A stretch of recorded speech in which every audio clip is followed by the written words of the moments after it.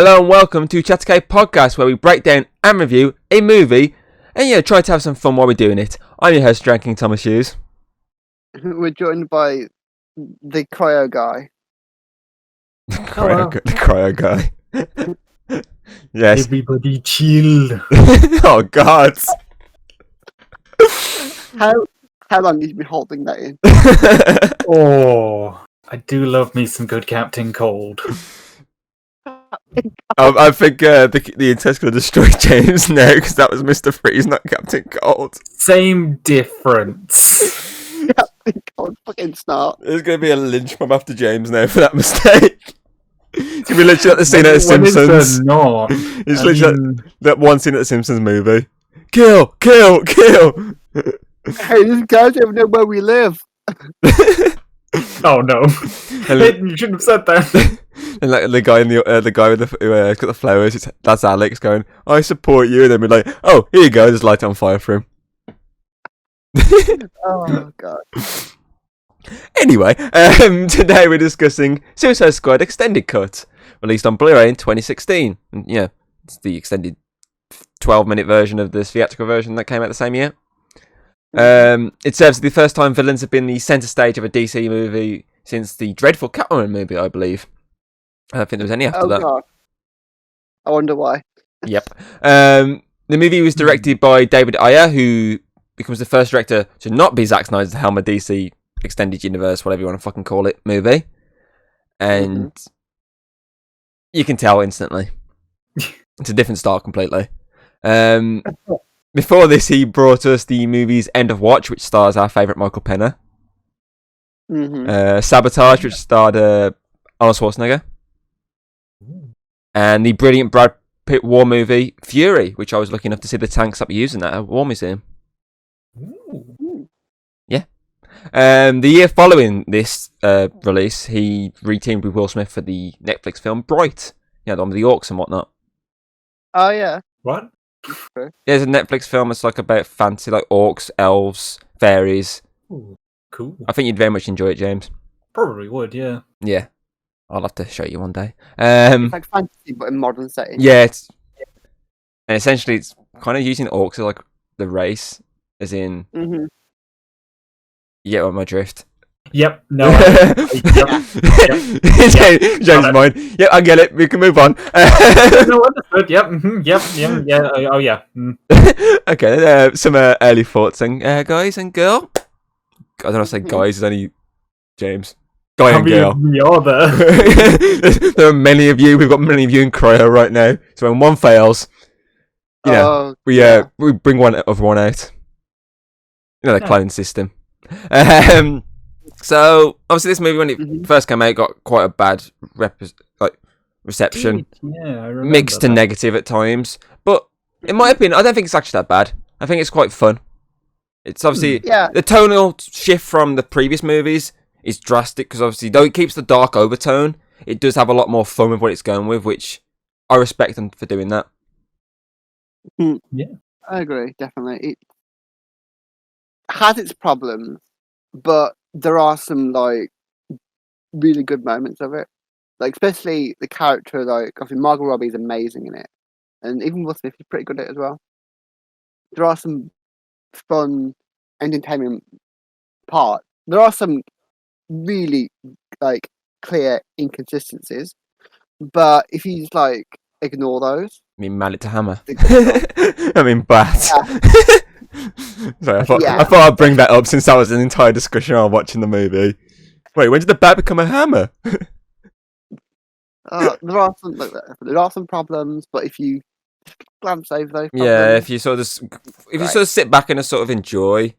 Obviously, I agree there are many problems with this movie, which obviously for the fact that they reshot everything pretty much, which is a shame because I would like to see the dark version. But yeah, if you look past the issues and you look at how fun it can be, it's a good time. Very good time. I mean, in Aquaman, they had that one bit. I'm pretty sure I mentioned this in a prior podcast, where they had that one bit where a bit of, like, an entire chunk of a building fell on top of a person, and then the rubble got moved, and the person was literally just picked up and ran off. Like, I'm sorry. I'm pretty sure I don't usually notice these little things like mallet to bat, but when I notice something in the film, you messed up. And Aquaman, my point is, was still a good movie. So yeah, I can agree that though a mallet somehow magically transforms into a bat, you can still get enjoyment out of the film. See, we all. This is the only one in terms of DC that we all watched as a group, wasn't it? I think we all went to watch this. Did we take your sister with us? We did. Yeah, we did. Yeah, because it was like I think this came out when we was in college, wasn't it? Mm-hmm. I think it went up when it was like summer holiday, wasn't it? Yeah, because Right. remember Clark, that she just turned 15, I think it was. Yeah, and she wanted to go and watch it. And obviously, we were all going to go watch it anyway for the fact that we loved the trailer. The trailer was really good. And we was like, okay, let's go watch this movie. And obviously, we took her with us. And I think we had a good time. I think we had a good time that day. Yeah, it was fun. Yeah. Sitting in the dark. Mm. Yeah, the best thing to do. I think when I first watched like Suicide Squad, I was like kind of blinded by Margot Robbie. It was like it was the best film ever. But then I see after time, it sort of when you take more looks at it and more focus, you can Hindsight. see the problems. But then it's still as fun as I remembered. Yeah, and obviously, this version, as you pointed out when watching it, because obviously, we watched the extended version, it does fill in some plot holes. Obviously, it adds some like random moments, like the Killer Croc barfing scene, but which is sort of a throwback to the fact that he ate not long ago. A fucking giant fucking whatever it fucking was, the sheep goat. I think it was a goat, which is also added into it, I believe. That was part of the extended cut. But I mean, it obviously then added the bit later on with Waller when it showed her basically before she got mind controlled and whatnot, which she went, oh, that explains it. So obviously this does, just like BVS, obviously does fill a few like plot holes within the movie, but obviously add some random ass scenes like they did with last time with just seeing Ben Affleck's ass for no other reason. Yeah, tasteful ass shots are tasteful ass shots. Doesn't It's matter. funny because I don't like it when anime, TV. I don't like it when they do that. You'd think I'd be all about that, but I really hate it when they just go, "Here's the person's butt, enjoy it." However, if it's a top thing, James loves it. No, even sometimes I don't like it when they just zoom in on a woman's chest. It's just like, yes, hello, chest. How are you today? What about Henry Cavill's chest? You have to remember, I don't remember names. Who's Henry Cavill? Superman, Witcher. Okay. His mind's going. I've just seen him with the mustache. Does it come with the mustache as well? If you ask nicely. If you don't want it, we'll just CGI. Maybe I can get behind that. Oh God. Maybe. Okay then. Some decent early thoughts. So we move on to the opening sequence, which is obviously when we meet the team in their post-Superman world, because they instantly point out Superman's dead straight off the bat, which is hilarious for James going, wait, Superman's dead? Yeah, I kind of forgot about the whole... Because when you were watching Batman vs. Superman, I was there, but I wasn't really paying attention. I forgot what I was doing at the time. I was sleeping and I remembered that bit. Oh yeah, you were really sleepy that day. I remember that. I still don't remember what I was doing. And you were all like, "Oh yeah, like he's dead. It's definitely not in a farmhouse somewhere." And I was like, "Oh, so he didn't die?" But then going back to Suicide Squad, and everyone's like, "Superman's dead." I got really confused. Well, he's dead until Justice League, but which you clarified for me. Yes, but obviously. This whole sequence is mainly Waller pointing out all basically the characters within the movie, and they do it in a very stylish way. So obviously you do get to see them like before she introduces them. You get to see like quick shots of like Deadshot in his cell looking at the window, Harley just swinging around, Killer Croc just chilling, El Diablo sitting in his little tat. Basically, you get to see like little glimpses of the characters, except Slipknot, but we won't get to that yet. Why? And obviously, then that builds into Waller giving like a a speech to like the military guys as she's eating, and she's showing off the characters, and she's like, "Oh, here's Floyd Lawton, Deadshot," and it comes on the screen with like Deadshot with all the bullets and everything flying around him in an artsy way with all the name popping at the screen, which was really nice. Mm. And then obviously show is the sequence of him assassinating someone, and then one by one it goes through other characters like Harley straight away. It's like, oh, the Joker's girlfriend, as they keep referring to her. Yeah. And then it shows. If I remember this correctly, doesn't it come up with like the criminal record kind Yeah. of? Like stats from that's neat. and like little bits of information about him. Obviously, it shows her during that one sequence of her Joker when. I know it builds up, doesn't it? Because it shows at first her as a doctor. Yeah. As Harley. As Harley, and before obviously Joker, zabby zappy. And then She's zappy him. And I believe it cuts into that Common when he turns up and he's talking to him, isn't it? And he gets killed by Joker. Yes. I believe that's cut into that bit, if I remember correctly. He's running at the club. Yeah. And obviously... And it shows them at the club and so like Joker might be bad, but she's even more dangerous. Yeah. Because she's like, more crazy. Exactly. And she'll shooting Batman because they're being chased by Batman, and then obviously I can't swim. Slash. Yeah, that's what I like with these as well, because each one shows them getting captured. Obviously, I say Harley gets shown when she's getting chased by Batman in the Batmobile, and obviously he has to give her mouth to mouth, and she fakes. She fakes being she fakes being unconscious just to get a big smooch out of him. Obviously, Deadshot, he fights Batman and has to get stopped by a human shield. And obviously his daughter. Yeah, and obviously then we cut into other characters, so he gets to Killer Croc, which points out he's a cannibal. But it's not obviously showing him fighting Batman, it's just pointed out the fact that Batman pushed him out of town, which is a shame. I would have liked to have seen the fight between him and Batman that led to him leaving, but obviously we get to see the guards that take him down, taser him and whatnot. And then obviously we have Captain Boomerang showing him... Gets caught by the Flash. Yeah, gets caught by the Flash, which is a nice little cameo there. We get to see Enchantress, and she's getting turned and whatnot, and then we don't get to see Slipknot, but we get to that in a bit. I mean, he's coming.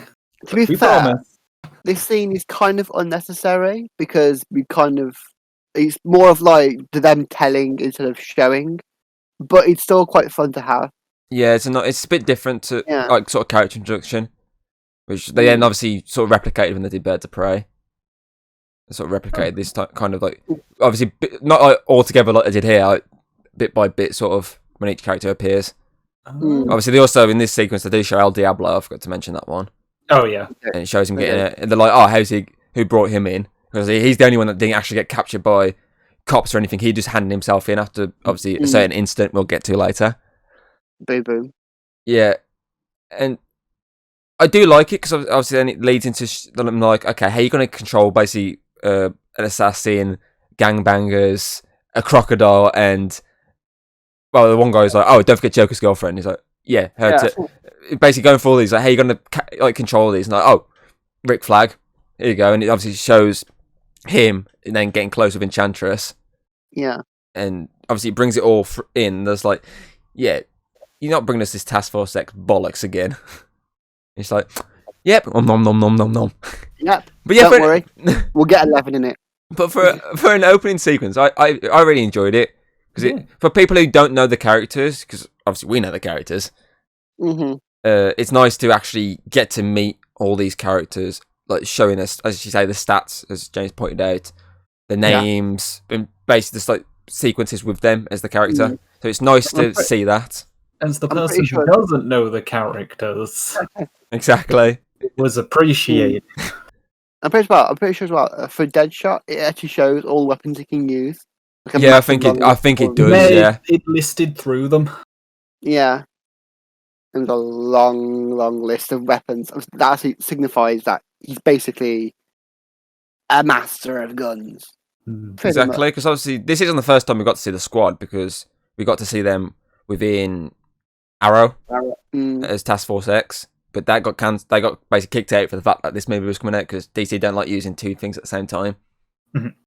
But in that, obviously, we got to see the other version of Deadshot, the more comic accurate version. But I prefer Will Smith's version to him. We did obviously Harley. We got to see in a cameo deleted scene, and Boomerang was pretty much all over that show a lot of times. So a couple of these characters we did get obviously have seen live action prior to this, but it's nice to have these new characters that we haven't seen live action yet. But obviously I'll get to that bit more when we talk about the cast. Yeah, thumbs up from the open sequence from me. Yeah, it's pretty good. I like. There was one particular like little detail that I quite enjoyed. How you said the important military people are having like a nice dinner, and you also get to see what the members of the Suicide Squad are being fed. And when pretty soon it's when Killer Croc gets given his goat, it goes from him being seen like dragging this goat away, and then he takes a bite of it, and then it skips to the big military woman, I forget names, as she just takes a bite out of her steak, her really nice, lovely steak. That was really undercooked. Well, some people like it raw. Some people do like it raw, Hayden. Yeah. I don't. I'm keeping my comment to myself. My take. I know I should go with this, but I'm going to move on. We'll move on to the cast and characters then. So we'll start with obviously Task Force X. So first off, we have Floyd Lawton, aka Deadshot, who is played by Will Smith, who was in the movie I Am Legend, and he brings a different sort of take on this character. As you said, we saw him this character in Arrow as more of a straight up military soldier who's turned bad. Very serious, like dark and sullen and broody. Whereas he brings more like a lighter but still serious tone. Literally, it's like if the Fresh Prince of Bel-Air killed people. Basically, yes. That sums him up perfectly. Like I said, this Will Smith playing Will Smith who can shoot guns. Yeah. I got into one little fight, and his mom got scared because he shot him in the head. In Bel-Air. Because he's the Fresh Prince of Bel-Air. But yeah, I think it was a good cast having Will Smith, because he brings his usual Will Smith charm. Yeah. So I'll give him that. Next up, everyone's favourite, Dr. Harleen Quinzel, Harley Quinn, played by Margot Robbie, who was in the Wolf of Wall Street movie. And she just screams Harley Quinn, like the craziness. Yeah. She brings this character. She just brings everything to the table and even more. And she's probably like probably not, maybe even the best sort of Harley Quinn out there. Not just live action, I mean like animated in there. She's just great. Definitely. I mean, I'm wearing a Harley Quinn t-shirt right now. I've got a Harley Quinn picture like facing me right now. I've got a poster. I've got quite a lot of Harley Quinn stuff, so I think I might be biased, but yeah. You're still wearing your Harley Quinn necklace? I have, yeah. It's hanging up because I've been not long woke up, but I have that over there. Obviously, I've got the big cardboard behind me of Harley. I've got Harley's bat. I've got the two posters, one you brought me and one I brought myself. Though it's not movie related, I do have a Harley Quinn pop, which is the Dr. Harleen Quinzel from the Batman animated series. I also have the Bombshell Harley Quinn Funko.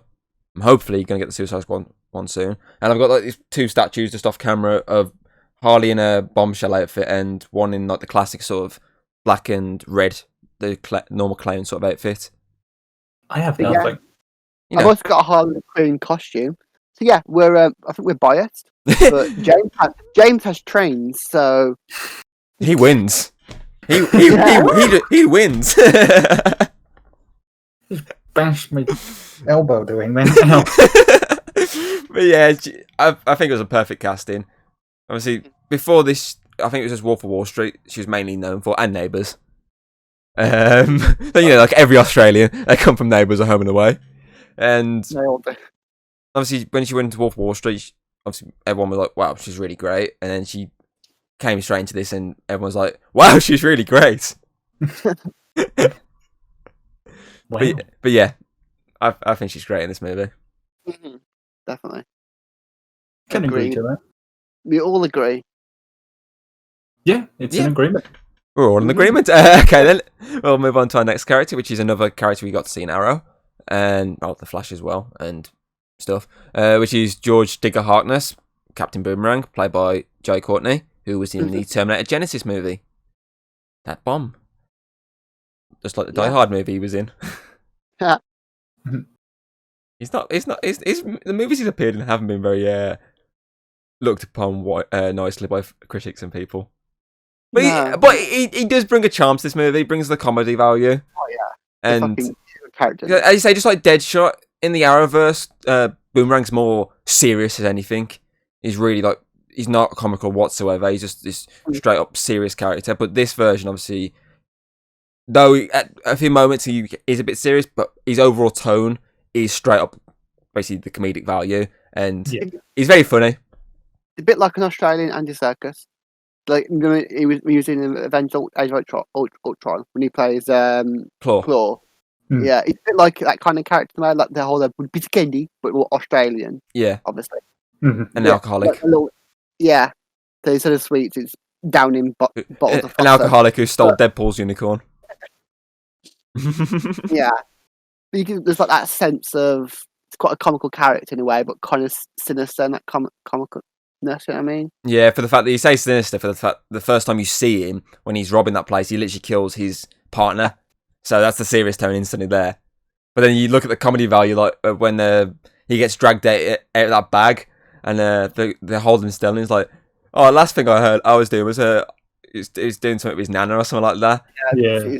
And he's like, "You basically got." Because then a red streak hit me. He goes, "You got caught robbing a bank," and he's like, "I was not." But I do like him. Wait, was it Maho? Is it Maho Zhang? Or am I thinking of the? That's the creator of Minecraft. No, it's so. Oh, they're the same thing. They're the same thing. But yeah, we broke Google. we broke our Google. We typed Google into Google and we fucked him up. But yeah, I think it's another good casting for this movie. So I will give this movie credit in terms of its casting choices. Mm-hmm. Mahjong. Same difference.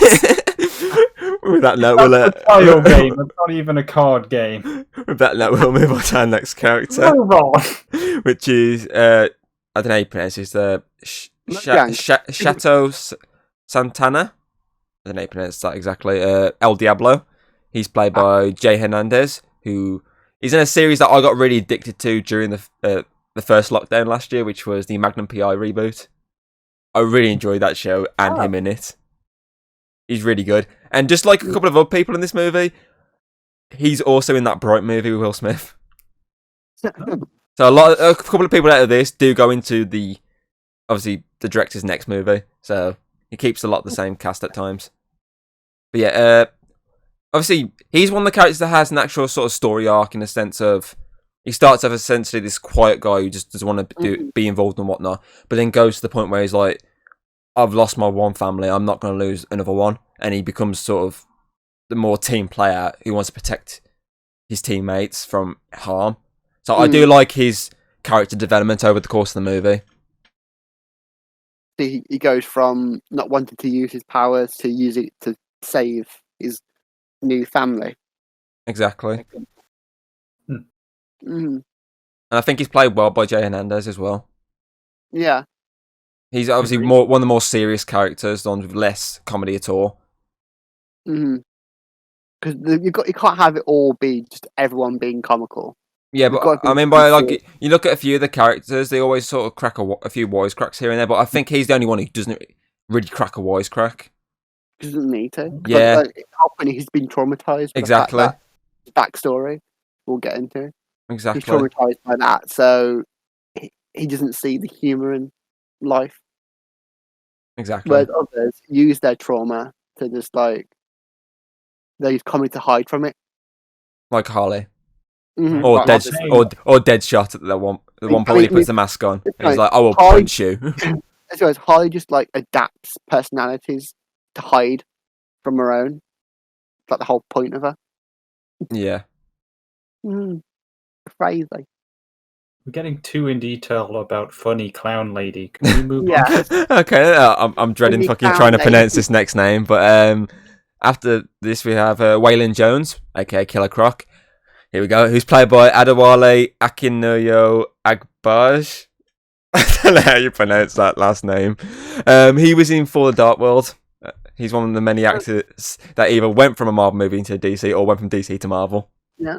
Because he was the one of the Dark Elves, like lieutenant sort of thing, wasn't he? Mm-hmm. He was like The one who got turned to that big brute. the big booty boy. Yeah, and though I would have preferred a more fucking Arkham Asylum type Killer Croc, this big hulky motherfucker, I feel like they did well to obviously make him still look like a crocodile and a man at the same time, because the makeup effects was really good on him. Yeah, he did look good, like makeup effects and all that. But they didn't want to lean into whole CGI, did they? No, and it would not be really. kind of hard to do like that whole like Arkham Asylum Croc without making it look goofy.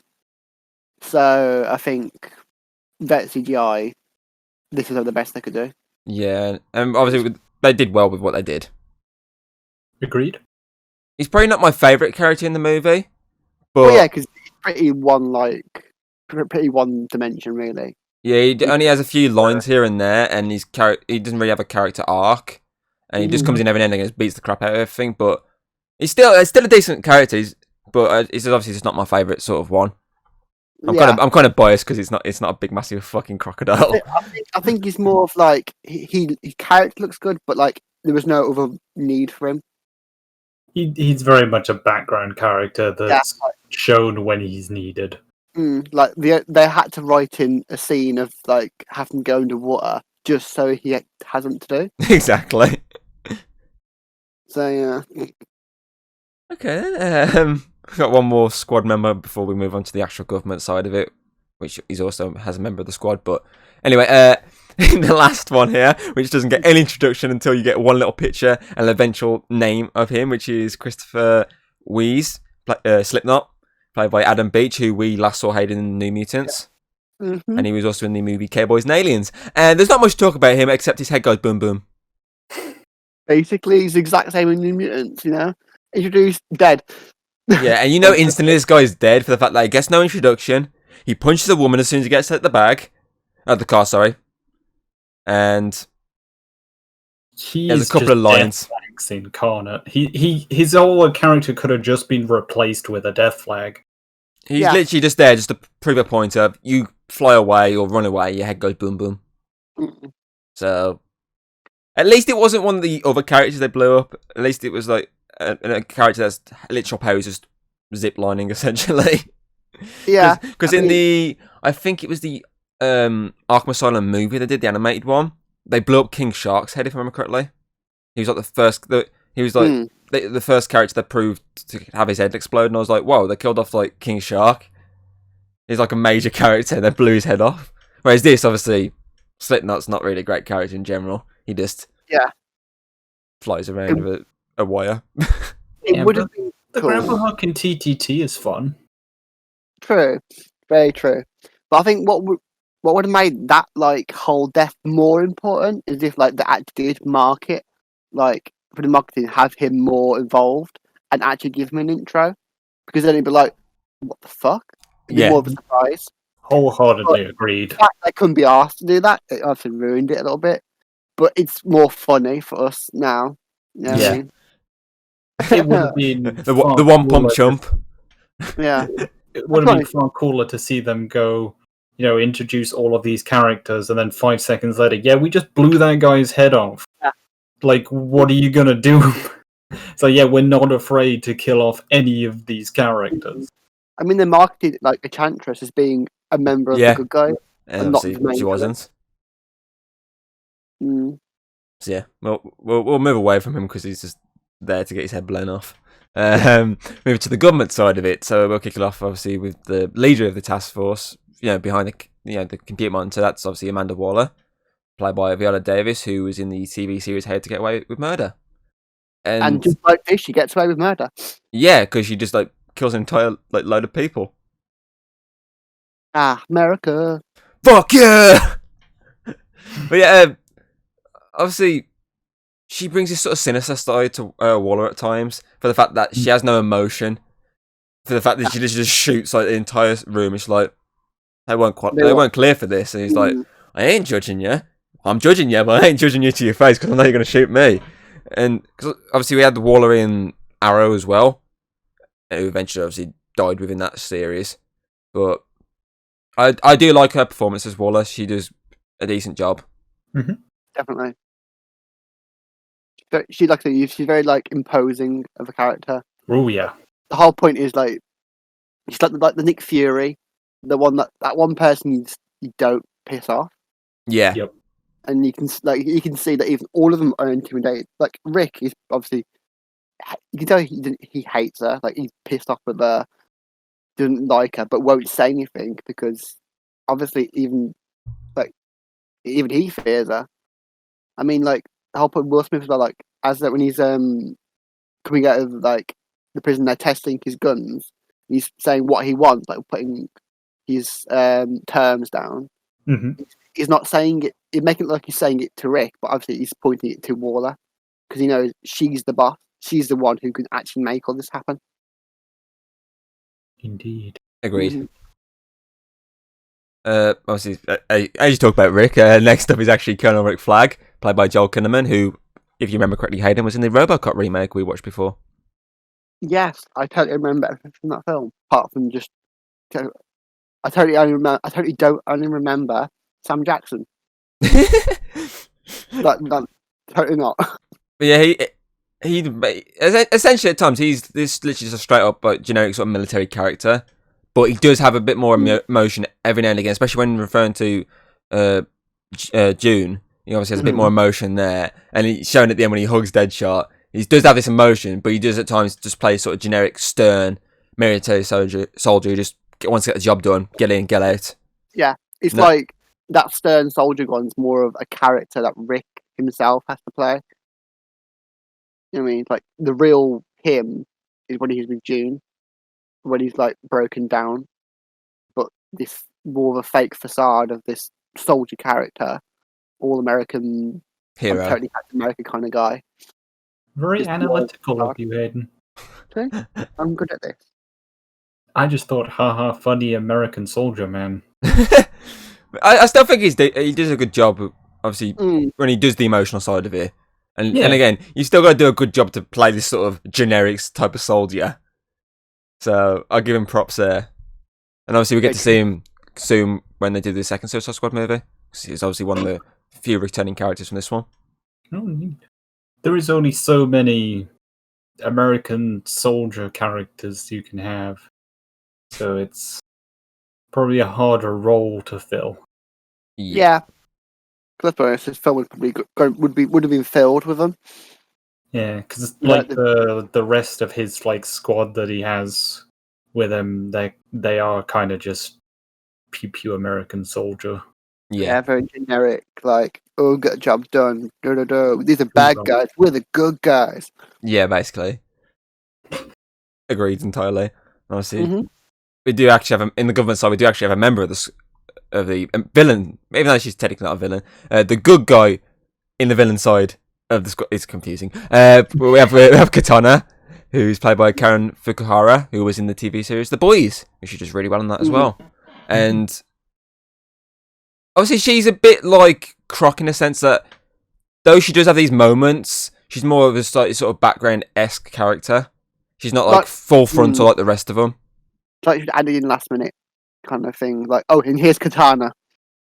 Well, in that one moment, she technically was when she just climbs on the plane. She's like, oh yeah, it's Katana. Yeah, but I actually kind of like that though. How literally just she walks onto the helicopter and she's just like, yeah, here's Katana. Like she's literally just here. I probably would have liked it less if she didn't get any better over the course of the film. But personally, I actually really like Katana. She's a good character, but I mean, obviously, she's just sort of underused in this movie, which is the problem with having so many characters. Yeah, is the fact some have got to be underused, and obviously Croc's one of them, and Katana's the other one. Though Diablo is underused, they've done that to a reason for him to basically have the big ending he requires. So yeah, I mean, when you've got Will Smith and Margot Robbie, the rest of the budget kind of doesn't have room for.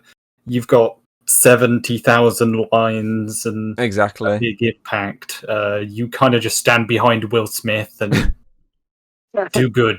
Basically, yeah. But I think with what she's got, she does do well. And I do like some of the fight scenes when she's obviously slicing through the fucking, as I'm calling them, blueberry or blackberry men. Because their faces look like blueberries or blackberries. Rob boy. Yeah, I mean, to be honest, it would be nice if like her sword like had more of like like if the sword was one of the clincher things of defeating her of Enchantress. The whole point like that sword is a soul sucking sword. It would have been cool if that would be more useful. Like, Well, I did use it to defeat her in the end, they but obviously used the sword. that was just a simple slash. It wasn't anything to do with the sword being Yeah, special. mean, I thought that was literally just a normal katana. I didn't know it had any. It's got souls in it. Mm. I did not know that.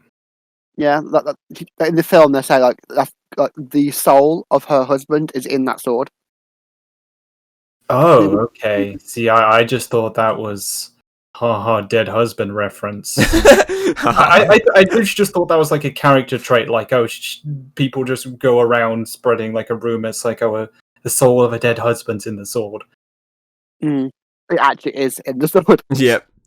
I did not know that. So I mean, it would have been nice if that was like the whole way Yeah. of defeating instead of like boom. Yeah, exactly. Still It's she's still pretty good. she's still good, and it's still nice to see Katana on the big strings. We got used to her in Arrow for quite some time. She's really great in Arrow, And- but wasn't good in here. Yeah, exactly. Okay, and it wouldn't be nice of us not to mention the next character, even though he's barely in it. For the fact that we're just going to make an 11 joke when we do it. Obviously we have Dexter Tolliver, who's played by David Harbour, who obviously was in Stranger Things, and he's another character that's jumped from.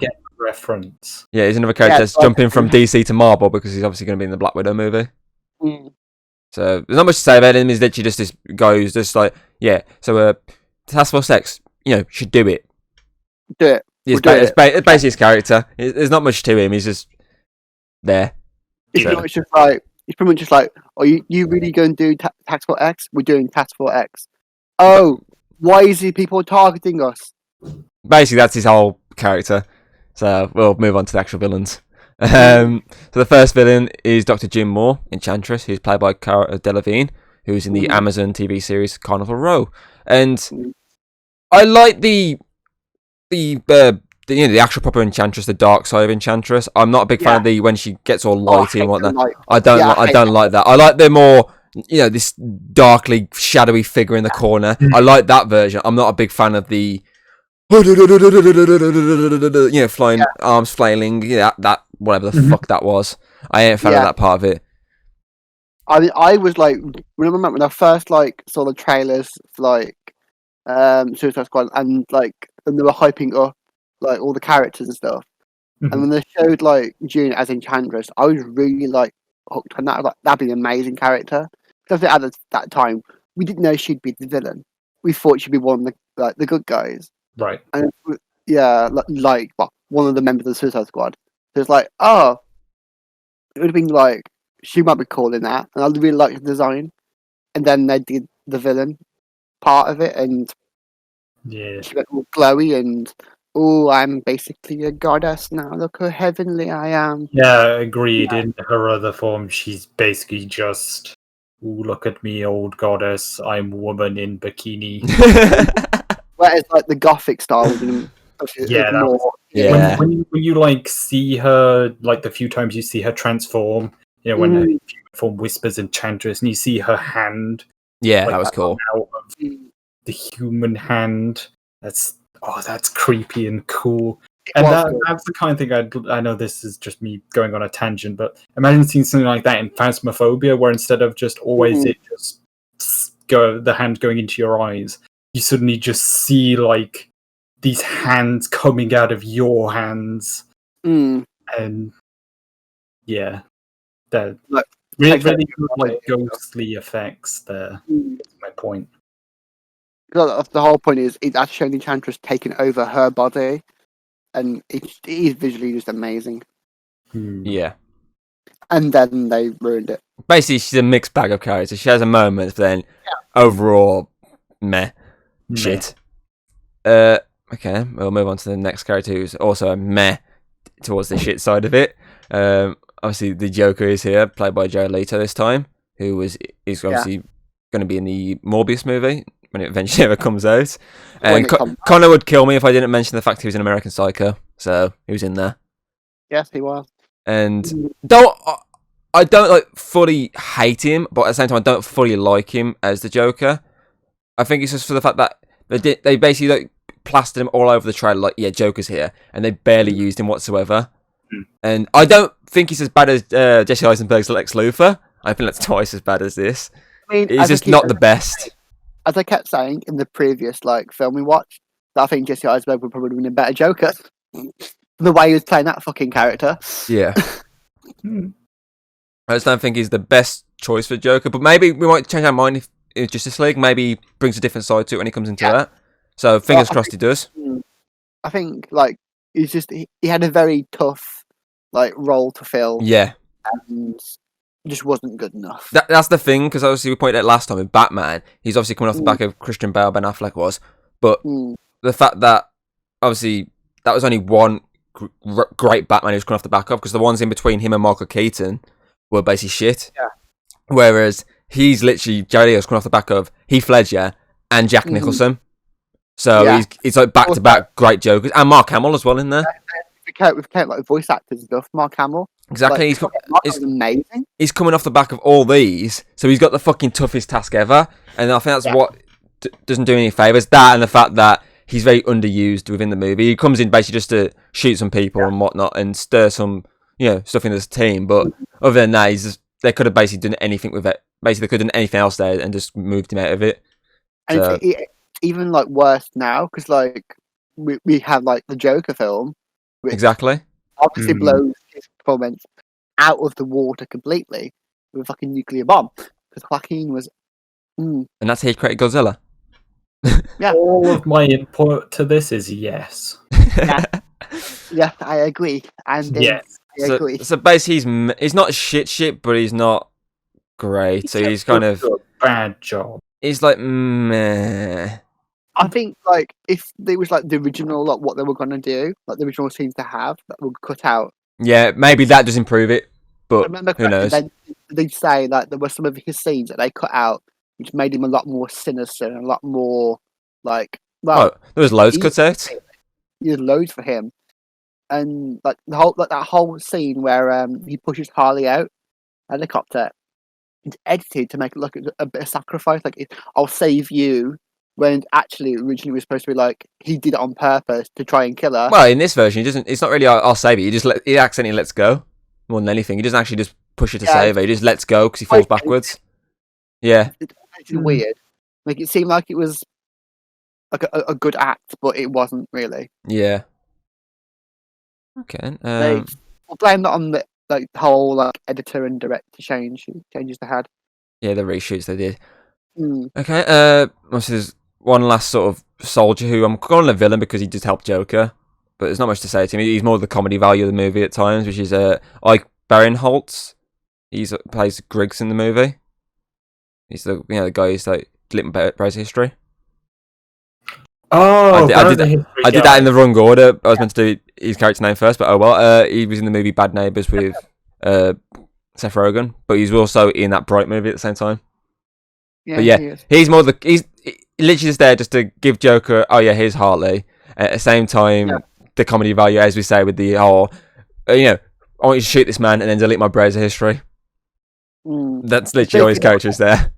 He's just dick police officer, kind of warden character that you hate and you want to have bad things to happen to. Cause you know what? I wouldn't delete his browser history. Yeah. I'd purposely let everyone see his I'd weird probably long surf through it, but take some notes. Yeah, I don't know. I feel like he might be into very different things. Knowing him, it's probably lollies or something. Oh God. Okay, move on. We'll move on. I'll quickly point out, obviously, the cameos we have. Obviously, Affleck returns as Batman. Ezra Miller as the Flash for the first time, technically. But I've seen a more actual scene, not saw on a computer screen, technically. because though he wasn't Batman vs Superman, it was only on the computer screen, so I'm not counting it fully. The original cameo in quotation marks didn't even look like him. Weirdly, I don't know why, but I think it's because he had long hair. Yeah, the long hair and the moustache and stuff. It looked weird. It didn't look like it was him, so it was very confusing. I thought it was supposed to be actually like, who's this guy? And obviously, we also have one of the soldiers played by Scott Eastwood, who's Clint Eastwood's son. He's the guy. He's the guy that clicks the bomb. That was Clint Eastwood's son. Oh, rip. Boom, boom. Okay, now we'll move away from characters because I think we can all agree, apart from a couple of the last ones, majority of them are excellent casts and played well. Harley, yes. Yeah. Okay, For casting, they get a solid 7.5 out of 10. Rounded up or down. Ooh. Depends on when you ask. Sometimes it's up, sometimes it's like your boner. Anyway, Wait, what? So we'll move on to the story side of it. So obviously, the sort of start of the story is, as I say, the aftermath of Superman's death and the creation of the Suicide Squad. The middle is the squad being sent on this rescue op, and the end is basically the squad versus Incubus and Enchantress. And as an overall story, I don't think it's bad. I think obviously it's a sort of right story of them being sent there to basically just because they don't really want to send any heroes in there because the only hero they have is Batman. So they're like, we'll just secretly send this covert task force in. So yeah, they did the job. And I do like the fact that it's sort of like a trial lull to all of them for the fact that it's obviously Waller there to rescue. I do like that. They're like, oh yeah, we're going to rescue this important person. Oh, for fuck's sake. I do like that. I think it's a decent story. It's pretty like it's basic, really. It's basic. It's kind of generic, but it's more of like it's more character driven than anything. Yeah, the characters and the action are there more than the actual story. Like, the story is not as important. It's more of the characters there are the big focus. Yeah, still good. Yeah. Okay. Let's quick sum up. We'll move on to cinematography then, and I think obviously it's a different style we've seen to the last two movies because Snyder has his own unique vision in terms of movies, and this does completely different to how those sort of were. But I do like the cinematography. I think it is some decent. There's some decent shots within the movie that I do like. Like as I point out at some point, I said it when we watched it. The Will Smith shot when he's shooting on the top of the car when they're all looking at him and he's just blasting his way through.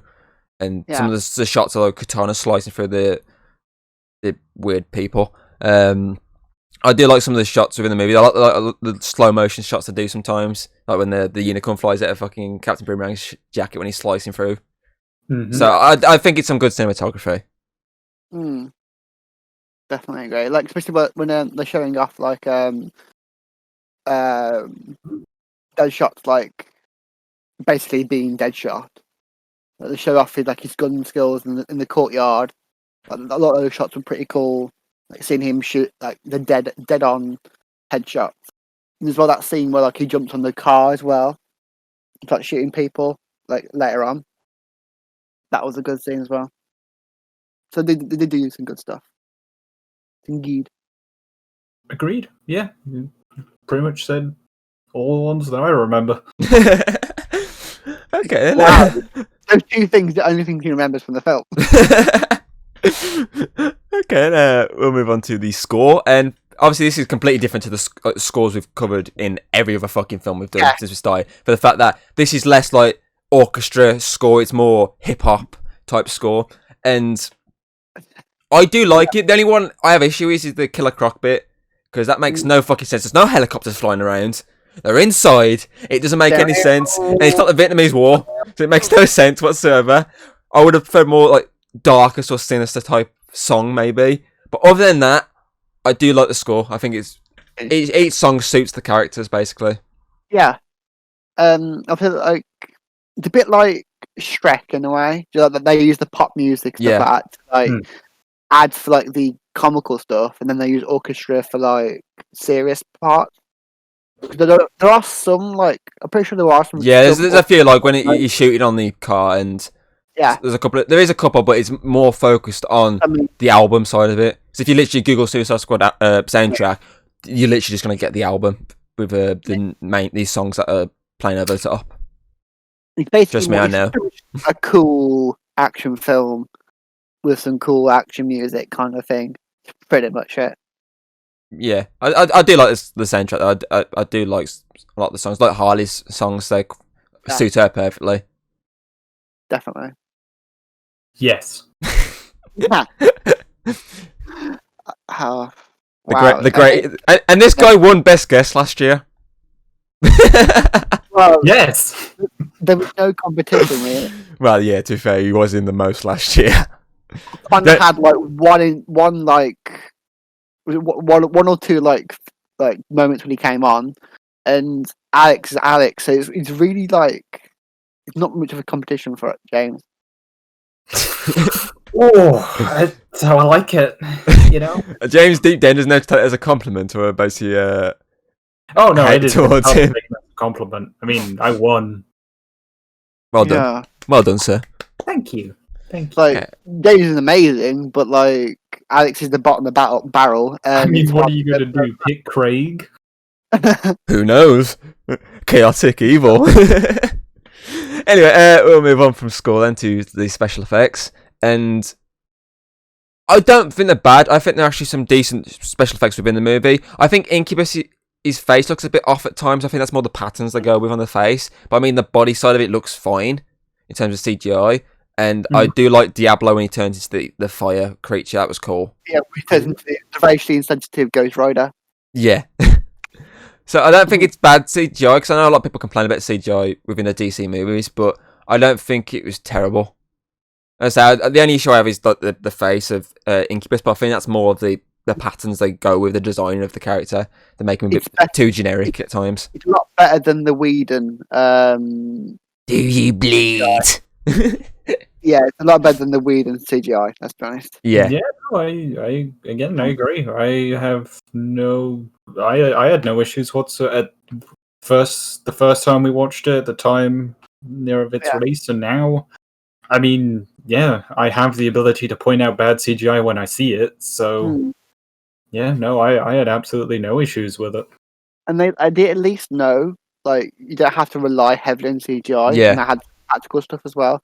They have a useful mix. Yeah. So, Exactly. Obviously, Croc was the main point, which is probably why they won the fucking Oscars.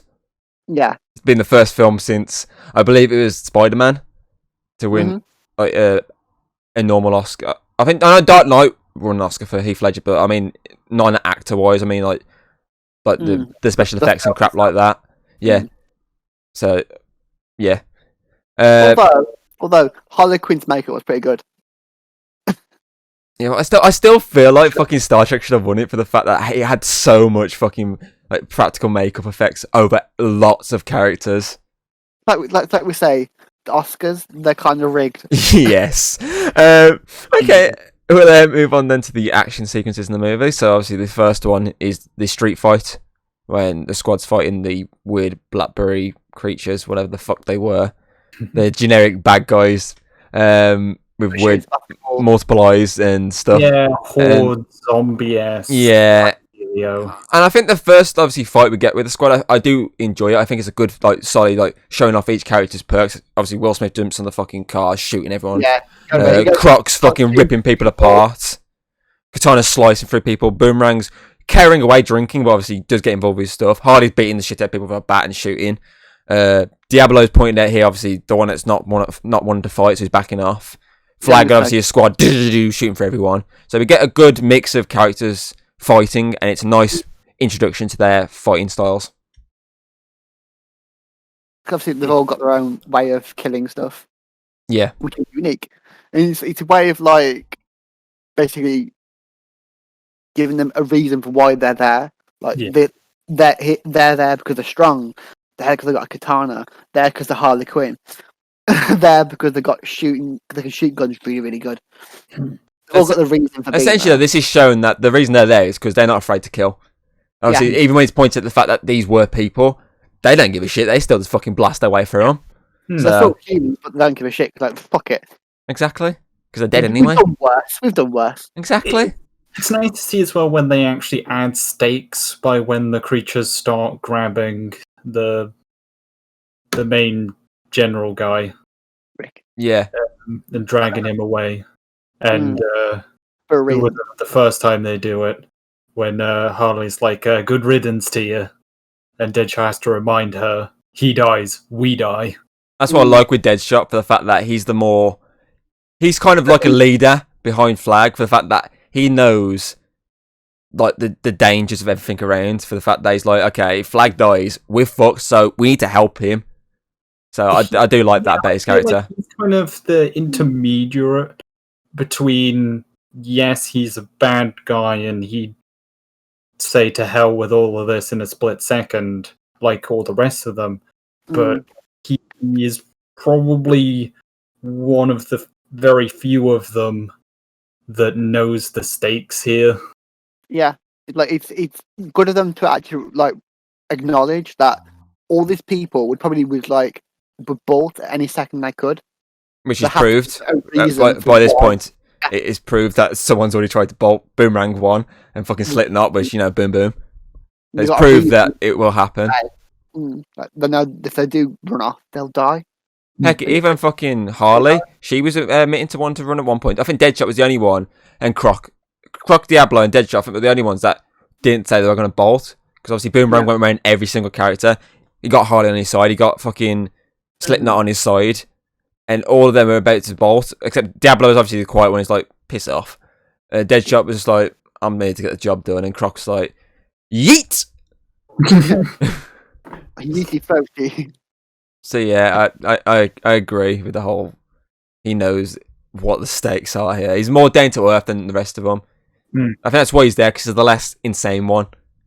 I mean, I feel like without him, the entire Task Force X just doesn't work. Yeah, because the whole point is that he's the only one that's got morals, really. Yeah. The whole point is that he never assassinates women or children. Yeah, I was about to say when he says no women or children. But yeah, he has morals, and he chooses not to kill Harley at one point. He's like the most human out of the Suicide Squad. Basically, that's the whole point.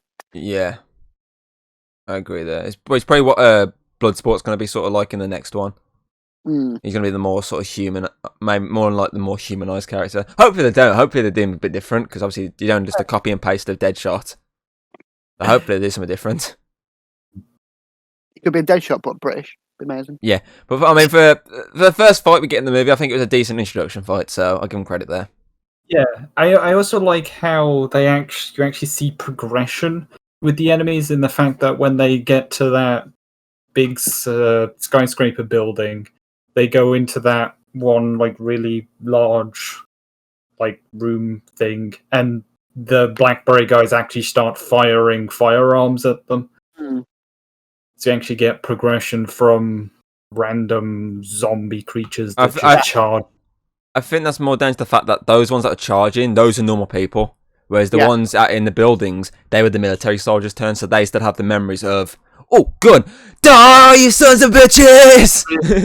America! Variety enemy type. Yeah. Rather than they're all the same thing. Yeah, I get what you're saying. So when you first see them, they're basically just charging hordes.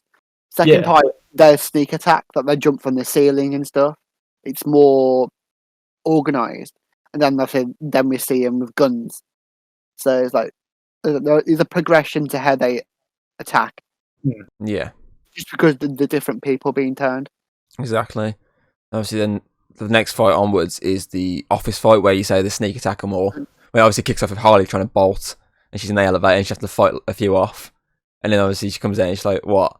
And they're all like, okay. And as I said, then the sneak attack or more, and then we'll have to fight. And by this point, Deadshot's put his mask finally on. And as James pointed out, Flag get dragged away again. Yeah. And this time they're all in the mindset of, okay, we know what's going to happen here. And they all literally just dive on him and all surround him in the iconic pose from the fucking trailer. Apart from Diablo again, who's still backed off.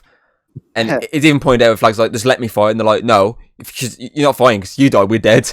So stay behind us, we'll fight. So I do like that with this I fight. love that. I love the coming together and how they form basically like that shield phalanx and like, no, we're the ones that are going to take the hits for you. Basically, that Avengers pose. Sort of, yeah, but obviously, but more compact rather than spread out slightly. Yeah. Basically that, yeah. And obviously then it builds up into the Diablo side of it when he actually does use his powers, because Deadshot, as you say, they start shooting now at the Suicide Squad, and Deadshot takes his mask off and he's like, are you going to do anything? And he just keeps smacking him on the face, like, oh, are you going to do anything? Ooh. Yeah, he's like touching him, and now Diablo's like, I'm touching you! I'm touching you! I'm touching you! And obviously then he just pushes him out the way and just unleashes his fire everywhere, burn them all to cinders, and he's like, I'm just trying to get there. Yeah, no hard feelings, man. I do like that they're always making every character sort of tries to make Diablo the sort of butt of the jokes, but secretly he's like the most powerfulest one of them all. For the fact that early on, fucking Boomerang, he's like, oh, you're the fire guy, aren't you? He gets his lighter out, and he's like, ooh, you're fire, ooh. But then, as you say, he's literally the most powerfulest character out of all of them. But for the fact that he can transform. Well, but I mean, that was more of a noble sacrifice. True, but still, he's the only one that dies. So, well, in the actual original cut, he doesn't die, so he survives. Originally, they're gonna make him survive, but then they're like, nah, let's just cut that and make him die, because why not? Well, yeah, but I mean, it's obviously a short fight, but this one's more focused on the fact that there's more chemistry between them now of knowing what they need to do, and Diablo using his powers, so it's a nice little middle fight between the opening fight and the fight that's coming their way. So I do like it. Yeah, I also like to see how in the initial fights you go from when they're all coordinated, when they're on the winning end, they're just bashing in the blobby heads of zombies, to how they really quickly fall apart and how they're just getting ripped apart by the new strategies of these ranged enemies that actually know what they're doing, to then how they adapt with Deadshot going, okay, I can't just shoot through all of these. Time to provoke the fire one. Yeah, it's basically the whole point of them trying to get each one to put their own, like, to be a team, everyone contribute, instead of just, like, them all being out for themselves. Imagine if our school projects were actually like that. Imagine. Instead, all our projects would just be that one scene of Diablo. Everyone else is like, no, I'm not going to do anything. I'm going to do anything. Oh, fine, fuck it. Burn it all to the ground. All the fucking work. Okay, then. It's funny what good-looking women made us do. We'll move on then, because we've had some interesting, more character-driven fight scenes so far. I've had an interesting look at James' life. Yep. The next fight is a very briefer fight, which is obviously the Squad versus Incubus, which is only a small fight because it's just literally them. There's a couple of shots at him because you get one joke from Boomerang who's like, "Who's this?" But in that really like squeaky ass voice, his balls just fucking dropped. Who's this? Who's fucking this, mate? And obviously they're all having to fight him off. This is more just to show off, obviously, his character more than anything, because we got to see him a few times already, but this is more showing the Squad's first reaction to it, and Diablo actually turning into his true form and after the fight, for the fact that this is now when he's realised, I'm not going to lose his family, because they have all that flashbacky moments where Enchantress gets in all the heads and starts filling it with good stuff, and it fucks everyone up. Fire showed out Enchantress as being like, oh, I'll show you the visions of the very things that you desire and what I'll give you if you kneel before me. Blah, blah, blah, God. Blah, blah, blah, bow. Blah, blah, power. Diablo's all like, be gone, fart. My wife's dead, I killed her. Yeah, he finally accepts it. I know the truth. You can't bribe me. You can't handle the truth. Yeah, because this way his character's finally he's fully gone full circle. The fact now he knows what he's done, and he's no longer afraid of it. So he just wants to use his powers now to protect those that he cares for, which is the Squad. And obviously he comes in at first as burning, obviously, Incubus before he gets smashed out completely. But then he looks at the pictures of some guy's family, doesn't he? And it just pisses him off because he knows what's going to happen to them. So he just turns himself into this fucking monster. And he comes out, he's like, oh, alright, bitch. And he's obviously fight, and he does start winning the fight, but because obviously it's not something he fully always does, so he's not used to controlling it. So he uses way too much fire because you see him start to drain. Because everyone's backing him, like, "Oh, you do it, mate. Just kick his ass." But then his fire starts going because he's using too much, and he becomes basically weak and normal again.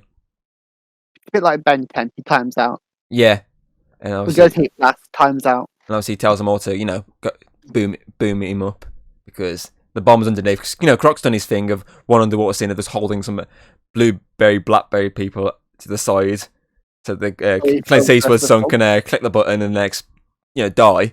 And obviously, I like that as well for the fact that Harley, she's the one that says no, because obviously, as you say, Deadshot's the one that knows what needs to be done. For the fact that instantly he turns the flag and he's like, blow it, for the fact that Diablo's told him to. And Harley's the only one that's just like against it. It's like, no, don't do it. And I do like that. Quickly. Yeah. She got attached during the bar scene more than anything. For the fact that he told the story of his family, and she's like, own that shit now. Just own it. I do like, obviously we didn't speak about the bar scene as much, but I did like that scene for the fact that that was the biggest character. Yeah, it showed every character and gave more story, and finally gave Diablo's side of the story, so I did like that. But for this fight, I enjoyed seeing Diablo go full Diablo, so I'll give him that. Yeah, it would have been kind of been useless if they did that bit. He's like, fire, oh, I'm dead. It would have been a bit like, stupid. So at least they added that moment in. Yeah. To get rid of the B-Tech villain that was supposed to be Incubus, but yeah, really, he was just there for CJMF. He was just a generic big guy. Generic Kentai kind of guy. Yeah, and obviously then the next fight as it goes on is the actual Enchantress fight, when she actually turns into the actual Enchantress we like, the gothic one. And she's fighting everyone off, and everyone's have to fight using their powers. Fucking Boomerang's throwing his boomerang and losing him. He's like, oh shit, where is she? Katana's saving his ass. Fucking Deadshot's shooting and whatnot. Harley's, batting and shit. And obviously everyone's just getting involved. Croc throws at one point and does that shocking face, and he's like, what the fuck, where did she just go? Which is quite funny. And obviously they figure it all out, like, okay, we need to blow it the fuck up, so obviously they get the explosives and toss it. And then she tries to get Deadshot's head, doesn't she? She makes his daughter appear, like saying, oh, please don't do it, and he's like, fuck this, bang, and blows it all up. And then goes Craig, boom, boom. This citywide trash that's floating in the sky. But yeah, I did like this thing, because again, it showed off each character's skills. And it showed how powerful Enchantress is with the teleporting. So I did like that. Explains why James really wants teleporting. Like, if his dreams of power is visibility and teleporting, you can see why. You all know the invisibility side of it. It's just so you can hide in women's bathrooms. Yeah. And teleporting is so he can get away quickly. When he gets caught. This is not true. I would like it to go down on record that I would not do this. Unfortunately, the court has already found you guilty, and you're being sentenced to 12 years in prison. Sorry. But yeah, obviously, yeah. What happened to getting me time in horny jail?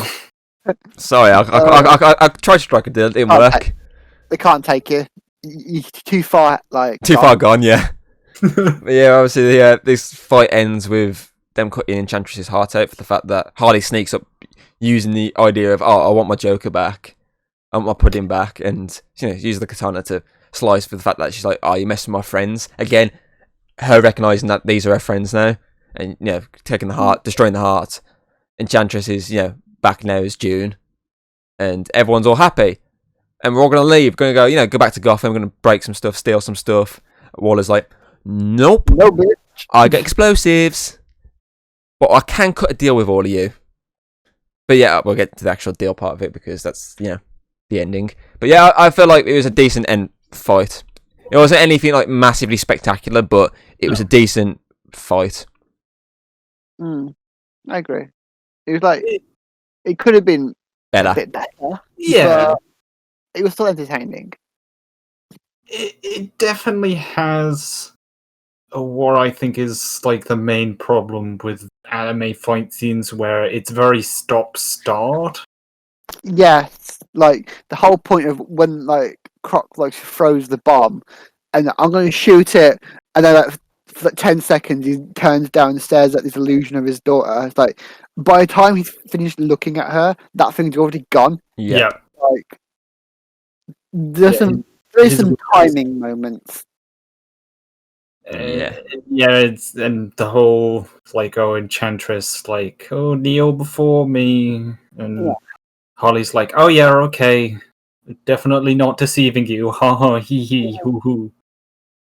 I mean, she's a crazy clown person. Like, Yep. She should have seen it coming and not approached the crazy clown woman. Yeah, should have thought it through. Okay, then, we'll move on for time reasons. James, me, you get to shut up now. We get to sit back and listen to Hayden's editing moment. 5 minutes of fame, whatever she wants to do. So we get to sit back and listen. A few seconds. Yeah, go on. Because the only real problem with the editing is that they do it in a way to like glance over the bad stuff. Like obviously the whole, like I mentioned before, the Joker, the whole helicopter scene. They edited it in a way to make it seem like it was a good sacrifice, or you know what I mean, him to himself for her, and blah blah blah. That was how they edited it. But obviously, there was more of them trying to cover up the fact that it was quite a toxic moment. They glance over a lot of the like bad stuff about Joker and Harley to make it more of a it's a happy, nice relationship. Totally not very toxic. Very. So obviously, that's really the only problem I have for editing. That and the whole timing moments were bad. Oh no, the bomb! But I'm staring at my daughter. What am I going to do? Well, Michael Bay was slow motion. I'm still fine. Michael Bay chucked the slow mo grenade at him, and it's fine. Fine, yeah. That's the only problem I have with editing. Other than that, it's all right. Okay. We'll move on to the pacing of the movie. I don't really have any issues with the pacing. I think it's fine to an extent. Obviously, you get the squad being introduced at the start. You then get the threat. You get them sent there. Then they slowly evolve into an actual team. Fight the bad guy. Mission's over. Film's over. So it's basically your regular type of pace, but it's not dreadful. I don't say it's bad.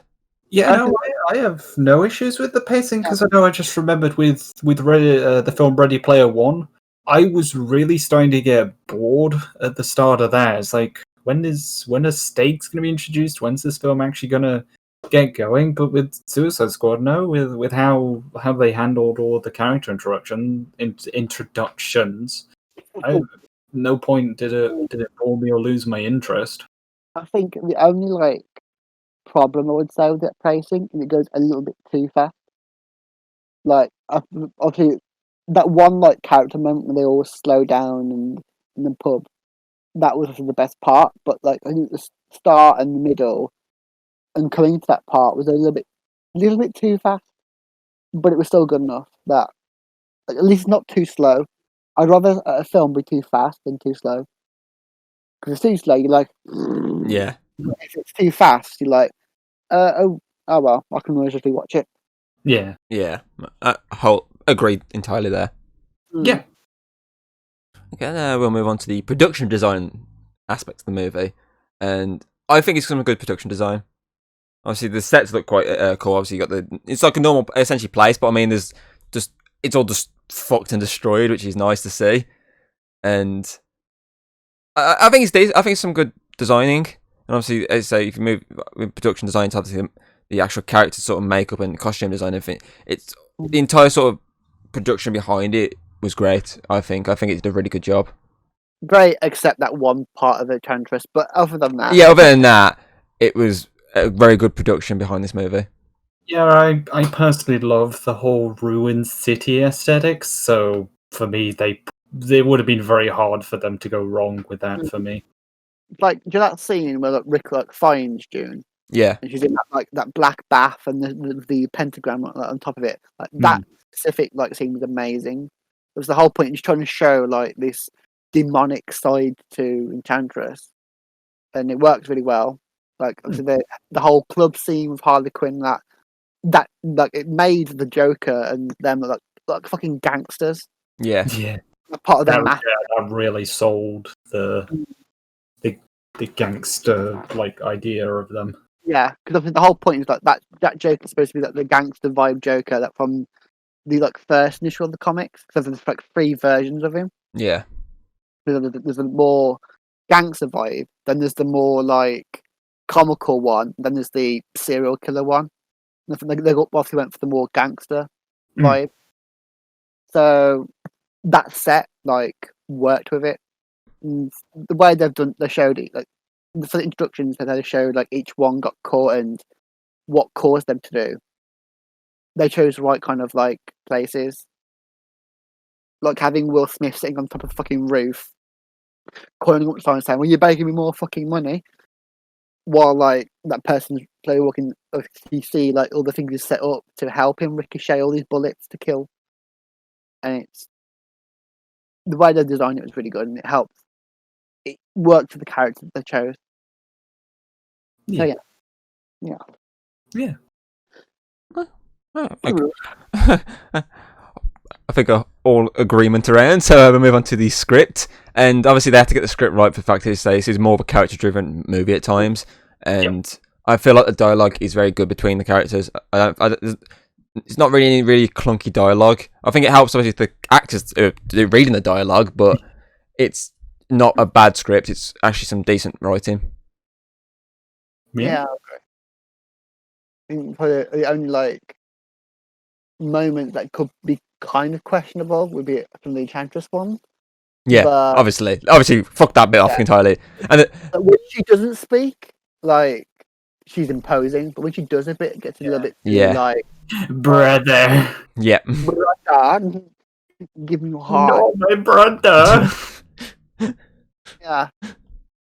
But other than her bit, really no, just bin off that whole human side. Yeah. They did highly really well. Like they show that level of craziness, but also, but since the extended cut, they show her analysing each person, and that was good. I wish they had kept that in the original cut.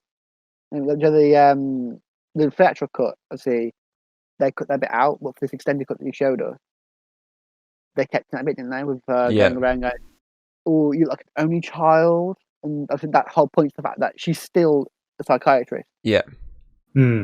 Analyzes people.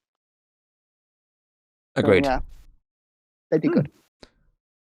Okay, then, move on to the ending of the movie, which is obviously the squad being locked back up, but with actual more nice things. Obviously, Deadshot gets to see his kid. He's got a boxing fucking bag in his room. Harley's got a fucking book, a fucking cappuccino machine, everything. Killer Croc's got a TV, a nice little fucking flat screen in his fucking room. Fucking. Right, no, they're dead. Not in it.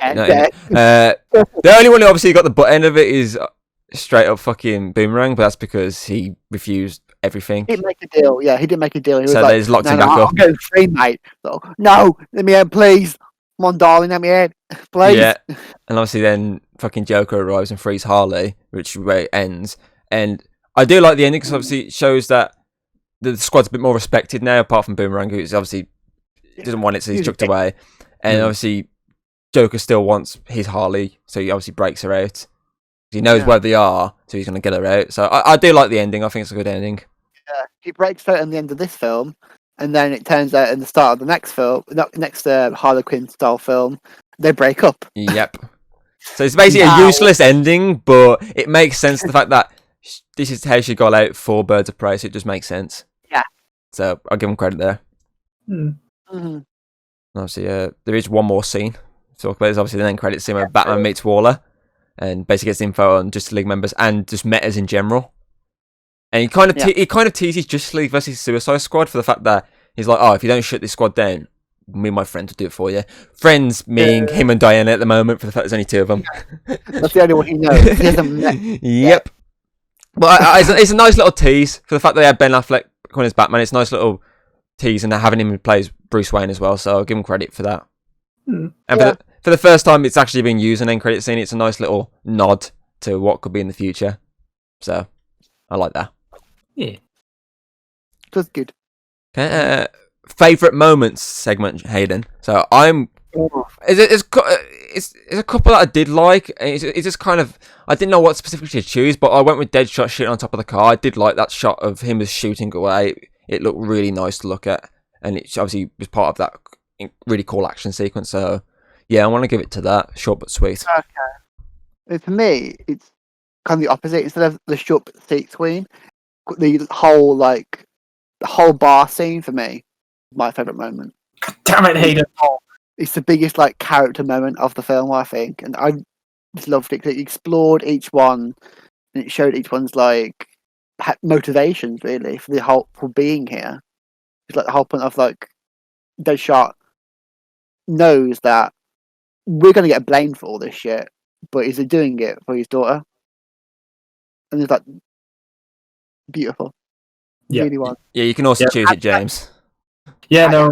Favorite part is the bar scene. I love how they go from the high energy, chaotic fighting. How again, for the life of me, every time you say that woman's name, it then goes out the other ear and leaves my brain. The main woman, the one they save. Oh, Waller. That's it. Thank you.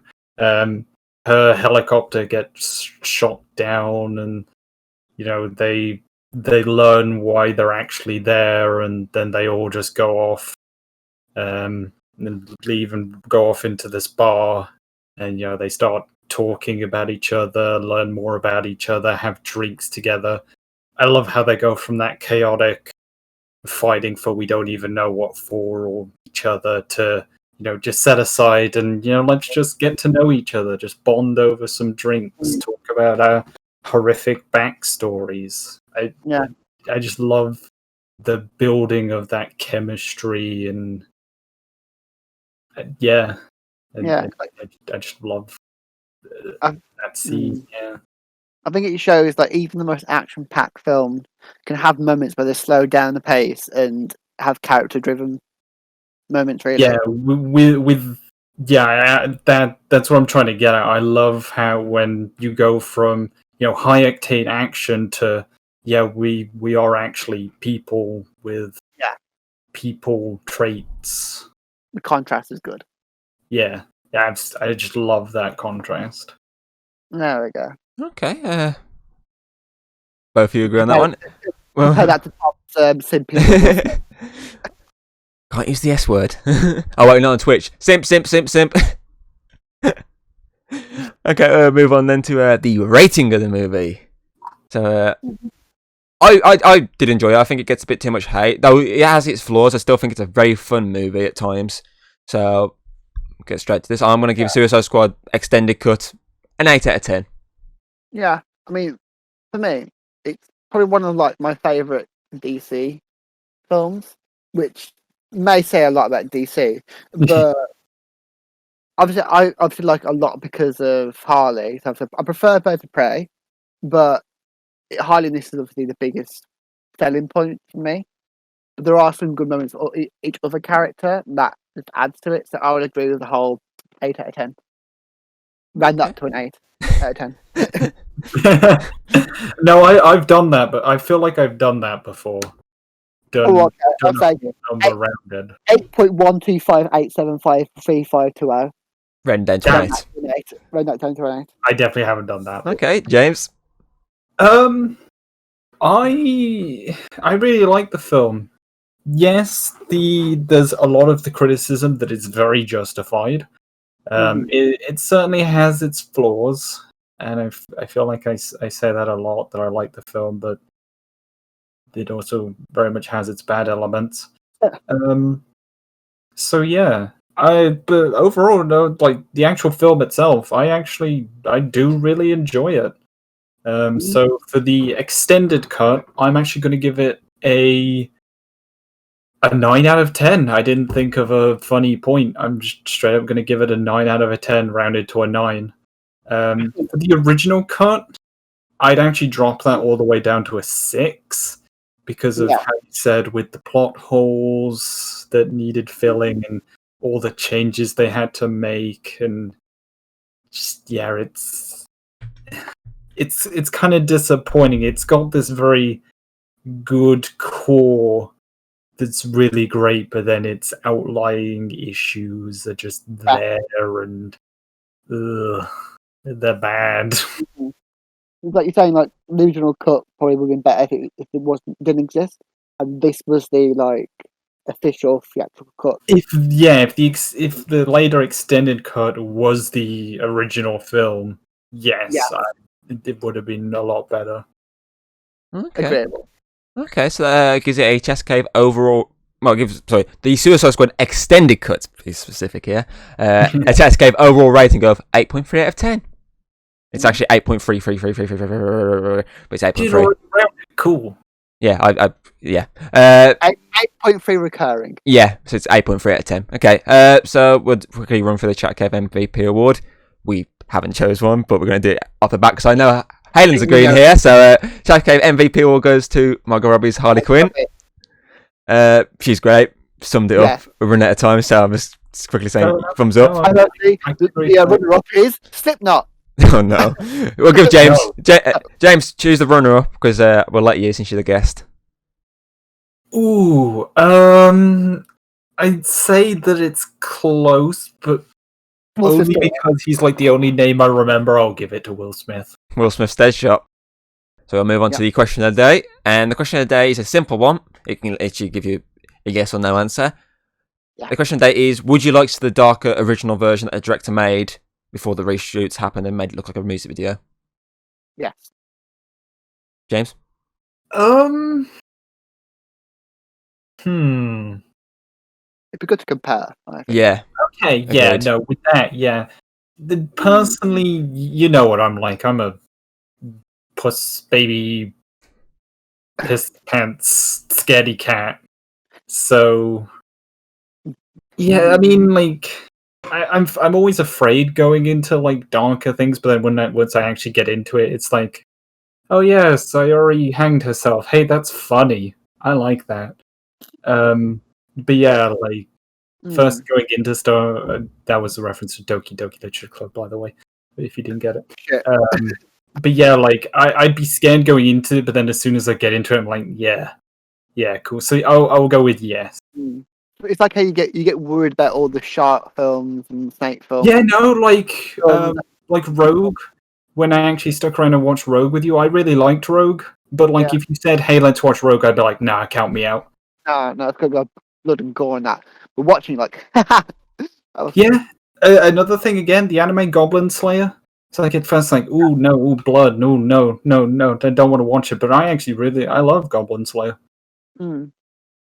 Like I've wasted enough of your time now. Move on. Okay. We'll do a quick segment here because we're literally running out of time. So don't go into too much detail. Which is a segment called "Build Your Own Squad." So we're going to build our own Task Force X. So I'll kick us. I'll kick us off. So you know my mindset. For a leader, I would go with Deathstroke because I just love Deathstroke, and I have heard that many cuts of the Suicide Squad 2 movie before. Obviously, went with the one they had. He was actually going to be in it. So I feel like he'd be a good leader figure. I wasn't going to go Deadshot like the animated one, but I like Deathstroke more. My next one would be Red Hood because I'm a big fan of Red Hood, and I feel like even it could either be the straight up villain version or it could be the good guy version that Batman puts into the team just to keep an eye on them. A bit like Flag. Like an anti-hero version. Yeah. Obviously you got to keep Harley Quinn in there. It's Harley Quinn. She's the only one I've literally kept in pretty much from the original one. Black Manta, because he's one of my favourite fucking DC villains. I'm a big fan of him, especially after the Aquaman movie. Bronze Tiger, thanks to Arrow, I love Bronze Tiger. Yes, definitely. And even the animated one, I love it in that, so he's easily in there. Killer Frost, the actual proper villain version though. Okay. Obviously, I agree. Flash, we've seen her in that, so as she's a hero, great. Yeah. Like the villain side was the Earth 2 version. Yeah. So it'd be nice to have her in. And my big boy is the Killer Croc style character in there. He's gonna be Bane for the fact he can become this little guy fighting, and the next minute he can Hulk out and bat the shit out of everyone. So yeah, my squad is complete. I agree. James, you can go next. Oh, cool. Well, let's see what I can remember from Injustice 2. Yeah, Harley stays. Mm-hmm. Red Hood sounds cool. We can have Red Hood. Is it Mantra, the one from Aquaman? Black Manta. Same difference. I liked him. He can join in. I don't know about a big Hulk one. And I don't know if you have Deathstroke and Deadshot in the same team, so kind of have those as in the same slot. Have them interchangeable. And then the only other villain I can think of right now who I want in the team, Dr. Robotnik. Surprised you didn't say fucking Captain Cold, because you've already made a fucking reference to him, but then said, and we realised, wait, no, that's Mr. Freeze, not Captain Cold. Well, I don't know the actual character. All I know is the funny memes. Okay. Hayden, come on, quick and easy. Right. My leader character would be Handy Manny. My Harley Quinn character would be Dora. And obviously, she'll get broken out by Diego. We're going to have Doc McStuffins who are there to help be the medical person of the squad. Sophia the First will be this like a very preppy, ruthy character who's like, I'm not going to get involved in the fighting, but secretly will. Then the big character, Peppa Pig. They're like is the big bulky warrior character, and then we'll have NG Benji in the background of his wheeling car, and be created. But that Waller character will be Old Man Bob. They're going to be joined with the Paw Patrol to go up against the reboot Ben 10. That's the villain for the film. Wow, this is such a universe that I'd love to see. Oh, okay. For my character that doesn't want to fight but then ends up fighting, can I have Wreck-It Ralph? Sure, why not? That's a very interesting way to... Wreck-It Ralph movies. The second one was kind of but the first one was agreed. They did it right. I'm just getting scammed on the internet, and that's just depressing. That's a nice way to end then, Hayden. Your fucks up Disney meets Nickelodeon team. So that's it for Chat Cave Podcast this week. Join me and Hayden next week as we take a look at the Wonder Woman movie. So that should be interesting. But until then, I've been your host, Dranking Thomas Hughes. I wonder what it was going to be like. Wonder Woman. Thanks, James, for joining us. I'm going back into cryo now. And this has been Chat Cave Podcast. Hayden. So, this cryo thing with him. Yeah. When we're going to actually detonate the explosive in his neck. Wait, what? No. Bye-bye, James!